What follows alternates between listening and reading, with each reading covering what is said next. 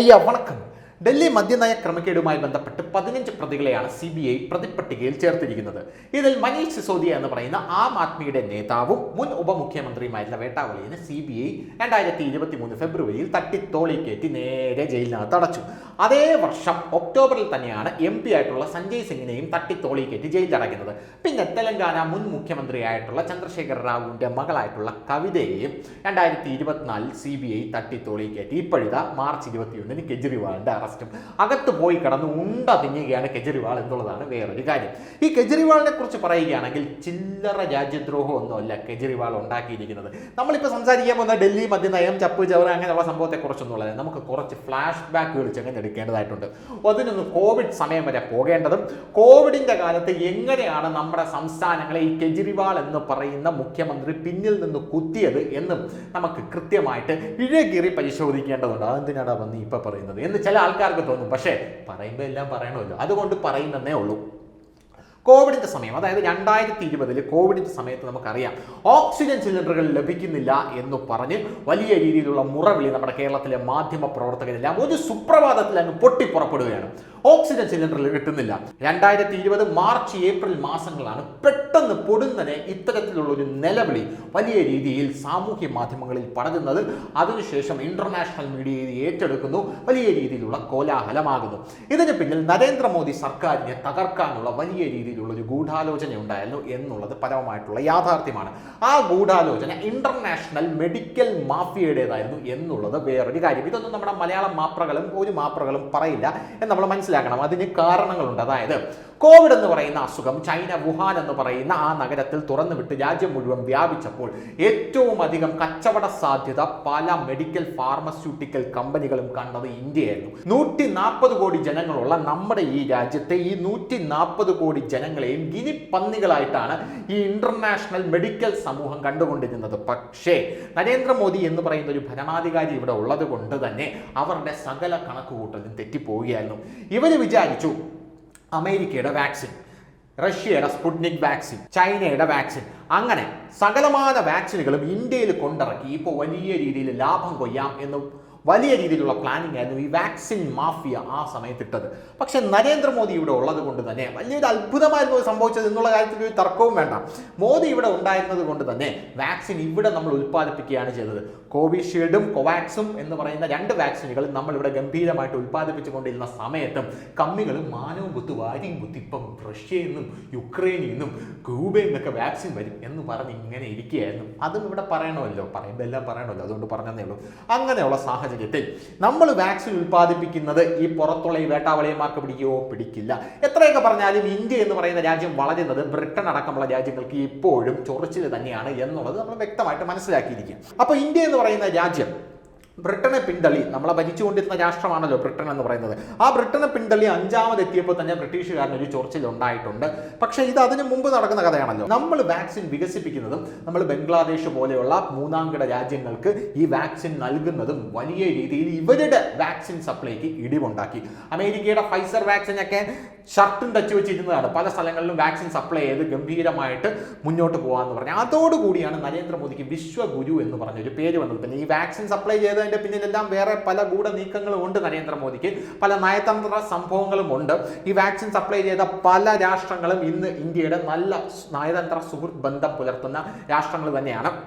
അപ്പോൾ നമ്മൾ പറഞ്ഞു വന്നത് കെജ്രിവാളിനെ കുറിച്ചാണ്. അപ്പോൾ ഈ വാക്സിൻ ഇങ്ങനെ സപ്ലൈ ചെയ്തത് കൊണ്ട് തന്നെ ഇന്റർനാഷണൽ മീഡിയ ഒരു സുപ്രഭാതത്തിൽ വലിയ രീതിയിലുള്ള വാർത്തകൾ പടച്ചുവിടുകയാണ്. ഇന്ത്യയിൽ മുഴുവൻ പ്രശ്നങ്ങളാണ്. ഇന്ത്യയിൽ കോവിഡ് വന്നത് ജനങ്ങൾ മരിച്ചുകൊണ്ടിരിക്കുകയാണ്. കോവിഡിൽ ജനങ്ങളാണെങ്കിൽ ഗംഗയിൽ ഒഴുകി നടക്കുകയാണ് മൃതദേഹം. ലാൻസെറ്റ് ജേണൽ എന്ന് പറയുന്ന മെഡിക്കൽ ഫീൽഡിൽ തന്നെ ഏറ്റവും തലതൊട്ടപ്പന്മാർ എഴുതുന്ന ഒരു ജേണലുണ്ട്.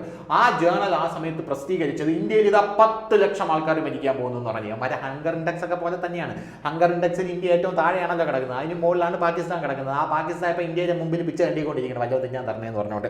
അപ്പം നമ്മളെ ലാൻസെറ്റ് ജേണൽ അടക്കമുള്ള ആ ജേണലുകൾ മെഡിക്കൽ ഫീൽഡിലെ വിശ്വവിഖ്യാതമായിട്ടുള്ള ഈ ഡിമാല ഗുണ്ടന്മാർ പ്രസിദ്ധീകരിച്ചത് ഇന്ത്യയിൽ ഇതാ 10 ലക്ഷം പേര് ഇതാ ഒറ്റ രാത്രിയിൽ മരിക്കാൻ പോകുന്നു എന്നൊക്കെയുള്ള വലിയ സംഭവങ്ങളാണ്. അങ്ങനെ വലിയ രീതിയിലുള്ള ഓക്സിജൻ ക്ഷാമം രാജ്യത്ത് നേരിടുന്നു എന്നുള്ള വാർത്തകൾ പുറത്തു വരുന്നു. ഇങ്ങനെ ഓക്സിജൻ ക്ഷാമം നേരിടുന്നു എന്ന് പറഞ്ഞ വാർത്തകളൊക്കെ പുറത്തു വരുന്ന സമയത്ത് ഏറ്റവും കൂടുതൽ നമ്മുടെ മലയാള മാധ്യമങ്ങൾ ചർച്ചയാക്കിയ ഒരു വാർത്തയുണ്ട്. ഡൽഹിയിൽ ഏറ്റവും കൂടുതൽ ഓക്സിജൻ ക്ഷാമം നേരിടുന്നു എന്ന് പറഞ്ഞ് വലിയ രീതിയിലുള്ള വാർത്ത പുറത്തേക്ക്. ആ സമയത്ത് നമ്മുടെ മുഖ്യമന്ത്രിയായിട്ടുള്ള പിണറായി വിജയൻ ഇവിടെ ഇതാ നോക്കൂ നമ്മുടെ Covid care centre with oxygen സിലിണ്ടറുകൾ എന്ന് പറഞ്ഞൊരു പോസ്റ്റൊക്കെ ഇട്ടു. പക്ഷേ ആ കോവിഡ് കെയർ സെന്റർ പോലും നരേന്ദ്രമോദിയാണ് കൊടുത്തത് എന്നുള്ളത് വേറൊരു കാര്യം. BPCL പദ്ധതി പ്രകാരം കേന്ദ്രം കൊടുത്തതാണ്. അതൊക്കെ നമുക്ക് അവിടെ നിൽക്കട്ടെ, അതൊന്നുമല്ല നമ്മുടെ വിഷയം. നമ്മുടെ വിഷയം ഇപ്പോഴും കേജ്രിവാളാണ്. കേജ്രിവാൾ അങ്ങനെ വലിയ രീതിയിലുള്ള പ്രതിരോധത്തിലായി. ഡൽഹിയിൽ ഓക്സിജൻ ഇല്ല, ഇതാ കുട്ടികൾ മരിക്കുന്നു, ആൾക്കാർ മരിക്കുന്നു എന്നുള്ള ഇന്റർനാഷണൽ മീഡിയകൾ അടക്കമുള്ള ചർച്ച ചെയ്യുന്നു. വലിയ രീതിയിലുള്ള ബഹളം. ഇവരുടെ അതായത് ഇന്റർനാഷണൽ മീഡിയയുടെ ഉദ്ദേശം എന്ന് പറഞ്ഞാൽ ഇന്ത്യ ഇപ്പോൾ ഈ ഫൈസർ വാക്സിനും സ്പുട്നിക് വാക്സിൻ അടക്കമുള്ള വാക്സിനുകൾക്ക് നമ്മുടെ മാർക്കറ്റ് തുറന്നു കൊടുക്കണം.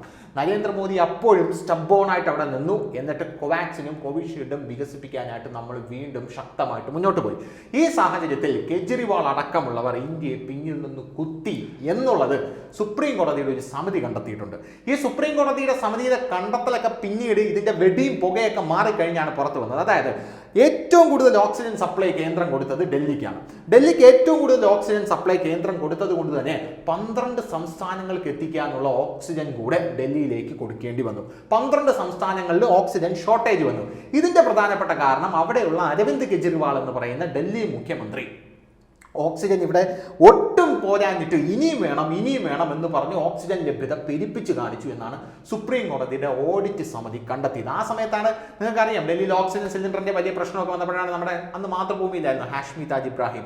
അദ്ദേഹം ഇങ്ങനെ കൈയൊക്കെ പൊക്കിയിട്ട് എനിക്ക് ശ്വാസം മുട്ടുന്നു സാർ എന്ന് പറഞ്ഞ് വലിയ രീതിയിലുള്ള കോലാഹലമൊക്കെ ഉണ്ടാക്കിയത് ആ സമയത്താണ്. അതൊക്കെ നമുക്ക് എല്ലാവർക്കും അറിയാം. അപ്പൊ ഇങ്ങനെയുള്ള സാഹചര്യത്തിൽ അരവിന്ദ് കെജ്രിവാൾ ഈ ഓക്സിജൻ ലഭ്യത വളരെ വലിയ രീതിയിൽ പെരുപ്പിച്ച് കാണിച്ചുവെന്നും അതുകൊണ്ടാണ് രാജ്യത്ത് വേറെ പല സ്ഥലങ്ങളിലും അതായത് ഓക്സിജൻ ക്ഷാമം ഇല്ലാത്ത സ്ഥലങ്ങളിൽ പോലും ഈ ഓക്സിജൻ ക്ഷാമം നേരിടേണ്ടി വന്നത് എന്നുമുള്ള റിപ്പോർട്ട് നമ്മുടെ സുപ്രീം കോടതി ഓഡിറ്റ് കണ്ടെത്തി. പോരാത്തതിന് അരവിന്ദ് കെജ്രിവാളിന് ഓക്സിജൻ എത്തിച്ചു കൊടുത്തപ്പോൾ അരവിന്ദ് കെജ്രിവാൾ ഡൽഹി ബോർഡറിൽ ഈ ഓക്സിജൻ എത്തിയിട്ടും തിരിഞ്ഞു നോക്കാതിരുന്നു. അരവിന്ദ് കെജ്രിവാൾ ഡൽഹിയിലേക്ക് എത്തിയ ഓക്സിജൻ കളക്ട് ചെയ്യാൻ പോലും ഒരു ഏർപ്പാടും ചെയ്യാതെ വലിയ രീതിയിൽ സുപ്രീം കോടതിയുടെ ഭാഗത്തു നിന്നും രൂക്ഷ വിമർശനം ആ സമയത്ത് കേട്ടിരുന്നു. സുപ്രീം കോടതി എന്നിട്ട് അരവിന്ദ് കെജ്രിവാളിനോട് പറഞ്ഞത് നിങ്ങൾക്ക് പറ്റിയില്ലെങ്കിൽ മാറി നിൽക്കൂ, ഈ ഭരണം നമ്മൾ കേന്ദ്രത്തിന് ഏൽപ്പിക്കാം. അതായത് ഈ കോവിഡിന്റെ ഈ ഏകോപനം നമ്മൾ കേന്ദ്രത്തിന് ഏൽപ്പിക്കാം എന്നാണ് സുപ്രീം കോടതി അന്ന് പറഞ്ഞത്. അതായത് ഈ 12 സംസ്ഥാനങ്ങളിൽ ഓക്സിജൻ കിട്ടാതെ ഒരു കുട്ടിയെങ്കിലും അന്ന് മരിച്ചിട്ടുണ്ടെങ്കിൽ അതിന്റെ ഏറ്റവും വലിയ ഉത്തരവാദി എന്ന് പറയുന്നത് അരവിന്ദ് കെജ്രിവാളാണ്. ഈ അരവിന്ദ് കെജ്രിവാൾ ഈ ഡൽഹിയിലുള്ള ഓക്സിജന്റെ ആവശ്യകത പെരുപ്പിച്ച് കാണിച്ചത് കൊണ്ടാണ് ഈ 12 സംസ്ഥാനങ്ങൾക്ക് ഓക്സിജൻ എത്തിക്കാനുള്ള ഷോർട്ടേജ് വന്നത്.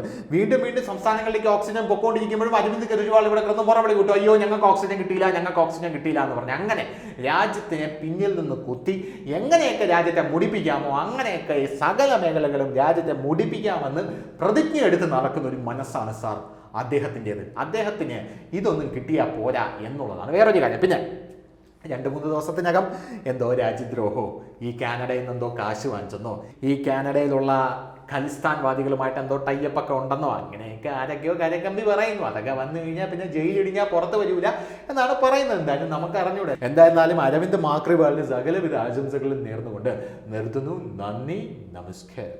ശരി.